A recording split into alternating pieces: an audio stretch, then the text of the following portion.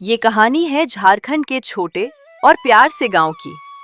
गांव में शिबू काका नाम का एक नेक दिल आदमी थे।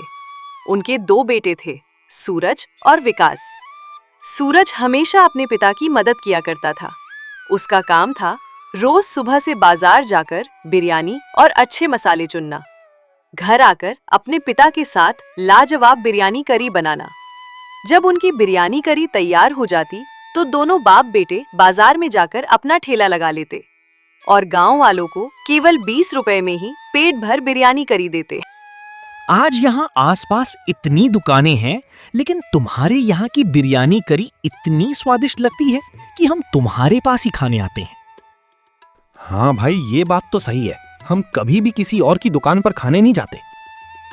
ये सब तो आपका बड़प्पन है, और हमारे झारखंड का बिरयानी है ही इतना स्वादिष्ट। लेकिन तुम अपने एक ही बेटे को लेकर आते हो, कभी उसको भी अपने ठेले पर लेकर आया करो। हाँ भाई, अब तो काका तुम अपने बेटे को ठेला दे दो और तुम आराम करो घर में। कब तक काम करोगे इस बुढ़ापे में?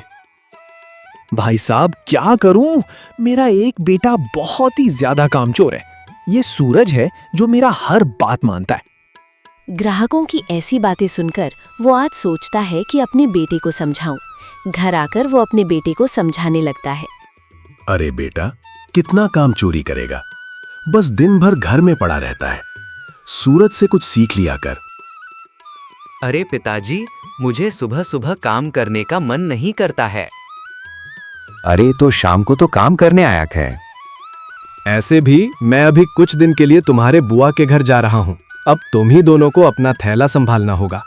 अब तुम एक साथ संभालो, चाहे अलग अलग संभालो, वो तुम्हारी मर्जी है। अरे पिताजी, मुझे सब बनाना आता है। सूरज से ज्यादा तो स्वादिष्ट बिरयानी करी मैं ही बनाता हूँ। कभी तो दुकान पर आया नहीं और तुझे बड़ा आया बिरयानी करी बनाने वाला। आप जैसे हो, आगे तो तुमको ही अपना जीवन जीना पड़ेगा। मैं तो कुछ दिनों का मेहमान हूँ। उसके बाद शिबू काका अगले ही दिन गांव के लिए निकल जाते हैं।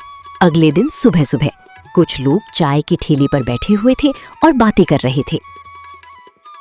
अरे भाई, हमने सुना है तुम्हारे पिताजी सारा काम तुम दोनों को सौंपकर गांव चले गए। अरे तो क्या हुआ, मैं हूं ना। मैं ऐसी बिरयानी करी बनाऊंगा कि लोगों को लंबी लाइन लगाना पड़ जाएगा। अरे लेकिन तुम तो कभी दुकान संभाले ही नहीं, और तुम्हारे भाई सूरज को तो सालों का पुराना तजुर्बा है। देख लेना, वही सबसे ज्यादा। तो सही कहा भाई, सूरज के दिमाग और ईमानदारी का सब मिसाल देते हैं। देख लेना, जब मैं दुकान लगाऊंगा उसका ठेला चलने नहीं दूंगा। इस बार कुछ बड़ा करना ही होगा।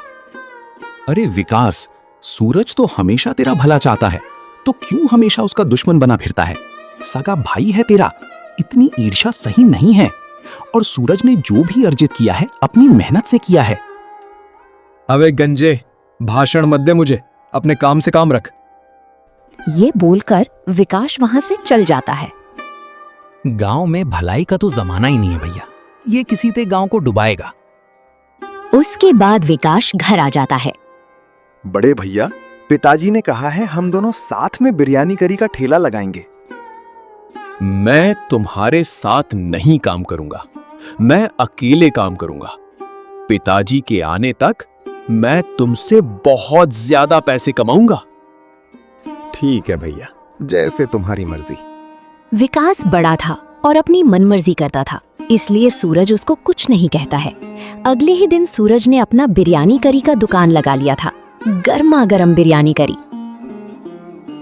आओ भाई आओ। दूर से विकास अपने ठेले पर सूरज को देखकर, अच्छा बेटा, तूने अपना ठेला लगा लिया। रुक जा, तुझे कल बताऊंगा। सबसे ज्यादा बिरयानी करी तो मैं ही बेचूंगा। भाई नहीं सुधरेगा। पिताजी ने कहा था साथ में काम करो, पर ये अलग ही दिमाग लगा रहा है। चलो करने दो, हम अपना काम करते हैं। आओ भाई आओ, बिरयानी करी खाने आओ। अरे भाई, तुम्हारे पिताजी गांव गए क्या?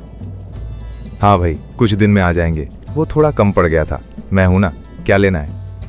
वाह भाई, तुम्हारी दुकान पर बिरयानी करी खाकर मजा ही आ जाता है। क्या भाई, क्या जादू करते हो। अरे वाह भाई, मुझे भी मेरी पत्नी ने कहा है तुम्हारे यहाँ के ही बिरयानी करी लेकर आऊं। ये तो आपका प्यार है भैया, बस ऐसे ही अपना प्यार बनाए रखना।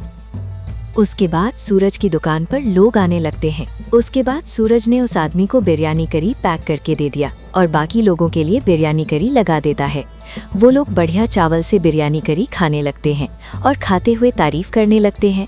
ये सब देखकर विकास दूर से बहुत ही गुस्से में देख रहा होता है। पता नहीं अपने बिरयानी करी में क्या डाल रहा है, लोग उसकी बिरयानी करी खाई जा रहे हैं। नहीं नहीं, ऐसा नहीं हो सकता, मुझे कुछ ना करना ही पड़ेगा। इतना सोच ही रहा था, तभी उसके सामने से एक बेवड़ा आते हुए दिखता है। हे बेवड़े, इधर आ इधर, मेरी बात ध्यान से सुन। बोलो बोलो, उतनी देर से बोले ही जा रहे हो। बोलो चाचा, क्या काम है? अबे बेवड़े, तेरे को चाचा दिख रहा हूं क्या मैं? अगर मेरा काम कर देगा तो तुझे पूरी एक बोतल दूंगा। अरे भाई, क्या सच में पूरी बोतल? बोतल के लिए तो मैं कुछ भी कर सकता हूँ। अभी जो युद्ध चल रहा है उसे भी रोक दूं। देखो, ये डिब्बी, इसमें पेट दर्द वाली दवा है। इसको सामने वाले बिरयानी करी वाला सूरज है ना, बस उसके बिरयानी करी में ये पूरा डिब्बा मिला देना। अरे बस इतनी सी बात, 2 बोतल तैयार करके रखो, चुटकियों में काम करके आया। अभी रुक जरा, मैं उसे साइड में लेता हूँ, तभी तुम जाकर उसमें मिला देना। विकास बाहर जाकर अपने भाई को बुलाने लगता है। अरे सूरज, सुनना जरा, यहाँ आओ। इसको क्या परेशानी हो गई, देख कर आता हूँ क्या बोल रहा है। जैसे ही सूरज विकास के पास जाता है, वैसे ही बेवड़ा हिले उसकी दुकान की ओर चलने लगता है। तभी एक मोटा आदमी बेवड़े से टकरा जाता है, जिससे बेवड़े की दिशा बदल जाती है और वो सूरज की बजाय विकास की दुकान की तरफ मुड़ जाता है। ये लो, हो गया मेरा काम। मेरी बोतल का जुगाड़ तो हो गया। उसके बाद विकास अपने ठेले पर वापस आ जाता है। क्यों बे? हाँ, काम हो गया क्या? जी सर, काम हो गया। मैं पूरी डीपी बिरयानी करी में मिला दिया। चलो भाई, जल्दी से मेरी दारू की बोतल दे दो। हाँ हाँ ठीक है, शाम को देता हूँ बोतल तुझे, अभी तो मेरी कमाई भी नहीं हुई है। चल निकल यहाँ से। अरे भाई भाई, मुझे मेरा बोतल दो, वरना कहीं नहीं मैं जाने वाला हूँ। देते हो या सबको बुलाकर मैं अभी बताऊं? अरे अरे भाई, रुक जा, ये ले कुछ पैसे ले, तू अपने लिए खरीद लेना। अब मेरा पीछा छोड़ मेरे बाप। अब आया ना ऊंट पहाड़ के नीचे। उसके बाद बेवड़ा वहाँ से चला जाता है। उधर विकास के पास एक ग्राहक आता है। अरे भाई, बिरयानी करी क्या भाव दे रहे हो? मेरे यहाँ 20 रुपए बिरयानी करी है, सामने वाला तो 50 रुपए में दे रहा है। अच्छा, ऐसी बात है। मेरे घर मेहमान आए हुए हैं, मुझे जल्दी से 5 प्लेट बिरयानी करी पैक करके दे दो। 5 प्लेट सुनकर विकास बड़ा ही खुश हो जाता है और विकास उसको 5 प्लेट बिरयानी का करी पैक करके दे देता है। अच्छा हुआ भाई की दुकान पे भी कुछ ग्राहक आ रहे हैं, उसका भी कुछ कमाई हो जाए। और इधर वो आदमी अपने रिश्तेदारों को बिरयानी करी खिला रहा था। अरे भाई, खाओ खाओ, आप लोगों के लिए स्पेशल बिरयानी करी है। वो लोग बढ़िया मजे से ही बिरयानी करी खा रहे थे। तभी अचानक से एक आदमी बोल पड़ता है। अरे भाई, बहुत जोर से पेट दर्द दे रहा है मेरा। हाँ भाई, ये खाने के बाद मेरा पेट भी थोड़ा थोड़ा खराब जैसे लग रहे हैं। लगता है इस बिरयानी करी में कुछ तो मिला हुआ। उसके बाद वहाँ पर जितने लोग भी बिरयानी करी खा रहे थे, उनका सबका पेट थोड़ा खराब होने लग रहा था। लगता है विकास के बिरयानी करी में कुछ तो मिला हुआ था। उसके बाद वो आदमी 2-4 लोगों के साथ विकास की दुकान पर जाने लगता है। उनको आते हुए देख इधर विकास। अरे वाह, लगता है डब्बा काम आ गया। ये लोग जाकर उस सूरज की अच्छे से खबर लेंगे, हमको मजा आएगा। लेकिन भीड़ भी नजदीक आते हुए विकास के ठेले की तरफ आने लगते हैं। अरे अरे, ये सब लोग मेरी तरफ क्यों आ रहे हैं भाई? कुछ समझ ही नहीं आ रहा है। यहीं से मैं बिरयानी करी लिया था, जिससे तुम सबका पेट खराब हो गया। क्यों बे, अपने खाने में क्या मुर्गा है? अरे नहीं, वो सामने की दुकान से लेकर गए होंगे। नहीं, यहीं से लेकर गया था। मारो भाई, मारो इसे, बचाओ बचाओ बचाओ। उसके बाद उन लोगों ने विकास को पीटने लगते हैं। इतना देखकर उसका भाई सूरज आ जाता है और उनको रोकने लगता है। क्या हुआ भाई, मेरे भाई को क्यों मार रहे हो? क्या उसके लिए मैं माफी मांगता हूँ, आप लोग यहाँ से चले जाओ। उसके बाद वो लोग वहाँ से चले जाते हैं। क्या हुआ भैया, आपको ये सब लोग क्यों मार रहे थे? विकास कुछ नहीं कहता है और गुस्से से वहाँ से चला जाता है। अगले दिन चाय की दुकान पर अरे मैंने सुना है कल ये विकास आपने खाने में कुछ मिलाया था। सरपंच जी, कल तो विकास भरे बाजार में पिटा गया है। पता नहीं क्या मिलाया हुआ था। मेहमान जितने भी आए थे उन सब का पेट खराब हो गया। मैंने उसे विकास को लाख दफा समझाया है कि सुधर जा, सुधरने का नाम ही नहीं ले रहा है। और विकास उधर घर पर सोच रहा था, आखिर गड़बड़ हुई कहाँ? अबे कहीं उस बेवड़े ने गड़बड़ तो नहीं कर दी? मुझे तो लग रहा है उसी ने गड़बड़ की है, लेकिन इस सूरज को तो सबक सीखना होगा। अगले दिन बाजार में सब तरफ चहल पहल थी। सूरज अपनी दुकान पर बिरयानी करी बना रहा था। आज तो इस सूरज का सारा हेकड़ी निकाल दूंगा। आज ऐसी तरकीब लाया हूं, ये तो जरूर काम आएगा।